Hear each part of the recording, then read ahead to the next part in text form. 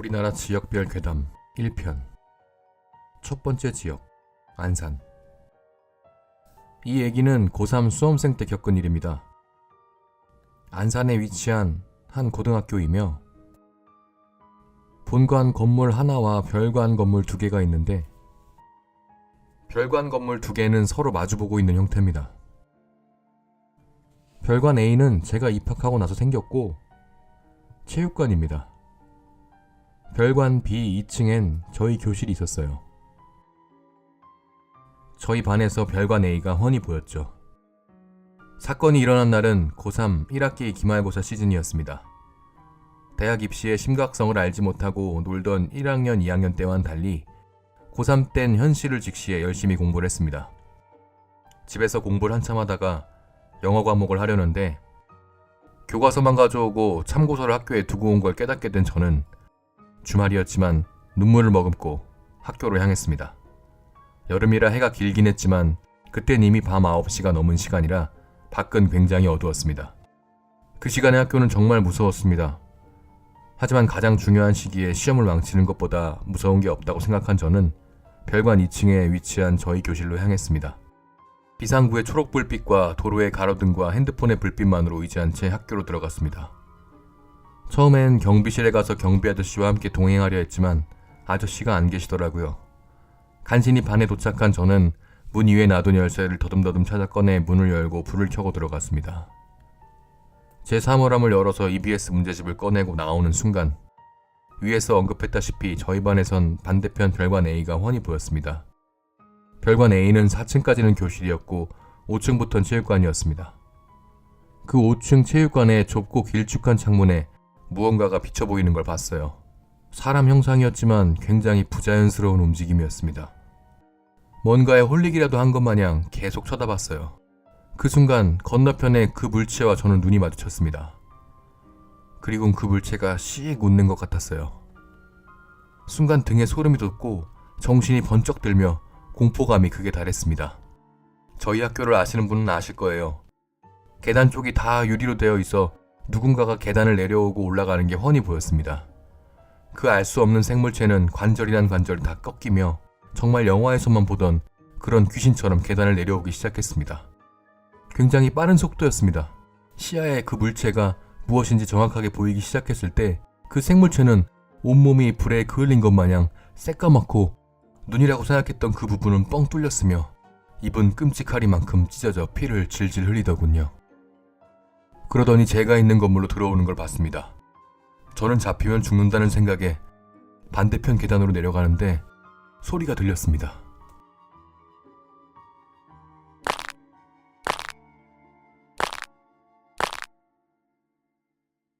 관절 꺾는 듯한 소리가 들렸습니다.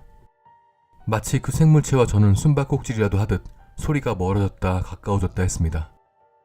그렇게 저는 학교 정문 밖으로 미친 듯이 뛰었고 나중에 EBS 교재를 떨어뜨리고 온 걸 알아챘을 땐 이미 돌아갈 수 없을 만큼 공포감이 휩싸였습니다. 다음날 평소 등교 시간보다 1시간 일찍 등교를 했는데 제가 어제 도망쳐왔던 계단엔 제 책이 떨어져 있었고 교재에는 무언가의 손자국이 물들여져 있었습니다.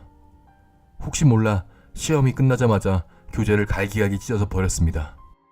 친구에게 이야기를 하니 믿지 않았는데 알고 보니 본 사람이 한둘이 아니었습니다. 아직도 의문입니다. 그 생명체가 도대체 무엇이었는지. 두 번째 이야기, 부산. 부산으로 이사한 지 한 일주일 뒤부터 옆집에 여자가 찾아오더라고. 그것도 한밤중에만. 게다가 그 여자 올 땐 항상 내가 딱 잠들기 직전이었는데 겨우 의식이 희미해질 무렵 막 잠들려고 하는 그때쯤에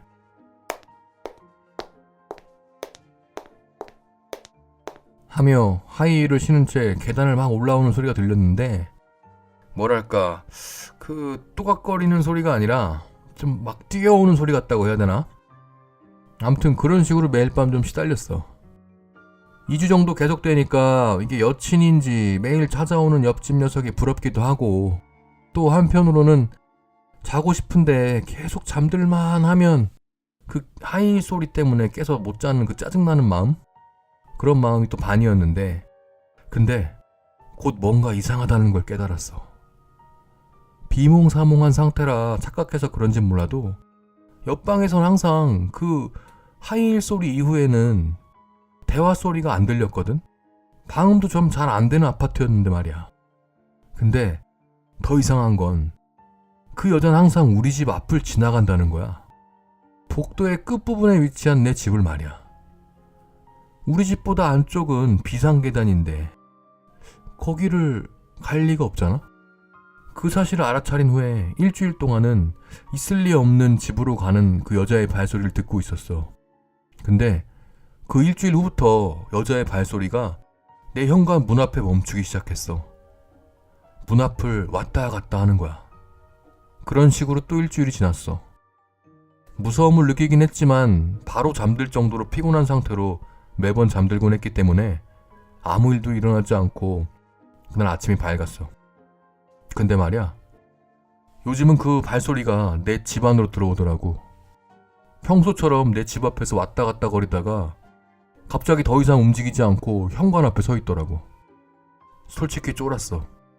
지금까지 멈추지 않고 그저 헤매듯 움직이고 있었으니까 어떻게 되는 거지 라고 생각했지만 한동안 그렇게 가만히 움직이지 않는 거야. 아씨, 망한 것 같은데? 라고 느끼는 순간 온몸이 굳어버렸어. 당황하고 있는데 그 발소리가 집 안에서 들려오는 거야. 문을 연 기억은 없는데 들어올 수 없는 우리 집에 대체 어떡해? 이제 내가 있던 방문 앞에서 소리가 들렸어.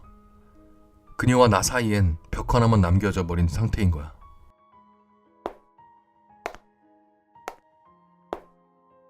소리를 내며 느긋하게 뭔가를 찾는 듯이 왔다 갔다 거리고 있었어. 그렇게 계속 움직이지 못하는 상황에 위험하다고 생각하는데 방문 앞에 발소리가 멈췄어. 이제 큰일 났다고 생각하는 순간 여기에도 없어. 라는 소리가 들린 뒤 나는 정신을 잃었어.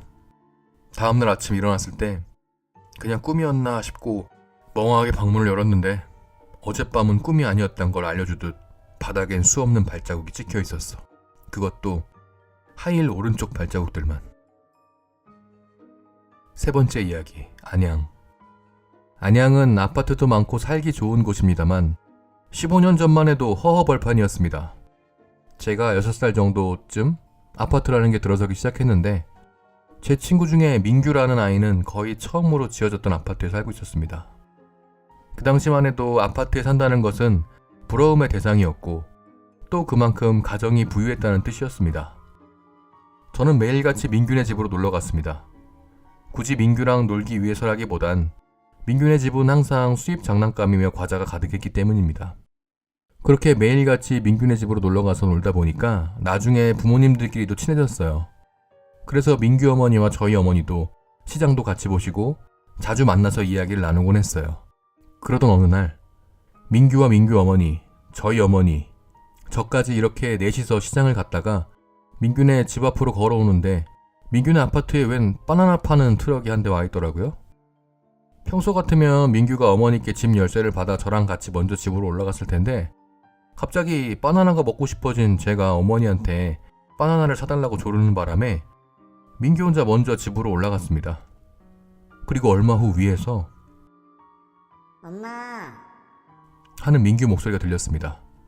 저는 그 소리를 듣고 잠시 위를 쳐다보았는데 민규가 아파트 복도 창문에 상반신을 거의 다 내놓고 우리를 향해 손을 흔들고 있더라고요. 그걸 본 민규 어머니는 민규야, 하지마. 위험해. 라며 들어가라고 소리를 치는데 그만 민규의 몸이 기우뚱하더니 민규가 밑으로 떨어져 버렸습니다. 어머니는 급히 제 눈을 가려 민규가 떨어지는 장면을 못 보게 하셨지만 민규 어머니의 처절한 절규는 오랫동안 제 귓가에 맴돌았습니다. 그리고 얼마 후 민규네 집은 이사 가게 되었어요. 여기까지가 제가 아는 이야기고 어렸을 때 이야기입니다. 그 후 군대를 제대한 후 집에서 빈둥대다가 어릴 적 앨범을 보게 되었습니다. 어릴 때 사고를 당한 민규랑 저랑 같이 찍은 사진이었고 처음엔 얘가 누군가 싶어 어머니에게 물어보니 민규라고 하더라고요. 어릴 때 눈앞에서 친구가 죽었는데 어떻게 잊었는지. 아니, 어쩌면 잊고 싶었을 수도 있겠죠. 근데 갑자기 어머니가 이런 말씀을 하셨습니다. 참 세상에 귀신이 있긴 있나 봐. 민규 엄마랑 나랑 전에 너희 사주 보러 갔는데 글쎄 무당이 민규는 얼마 못 가서 죽을 상이라더라고. 민규 조상한테 억울한 일 당해서 죽은 귀신이 한이 되어서 민규 주변을 맴돈다나 뭐라나. 거기다가 얼마 후에 민규 엄마가 꿈을 꿨는데 검은 옷을 입은 남자가 네 발로 현관나 복도를 돌아다니고 있었다지 뭐냐. 그리고 더 소름 돋는 건 그때 그 계단식 아파트는 복도 창문은 추락사고 방지 차원에서 일부러 높이 만들어놨는데 성인 남자들도 겨우 밖을 내다볼 수 있는 높이에 6살짜리 민규가 혼자서 그 위로 올라갈 수 있었다는 게 말이 되니? 분명 뭔가를 밟고 올라갔다는 거지. 검은 옷을 입고 현관 앞 복도를 네 발로 기어다니던 그것을 말이야. 그 모습을 상상하니 그 뒤에 어머니의 말은 귀에 들어오지 않았습니다.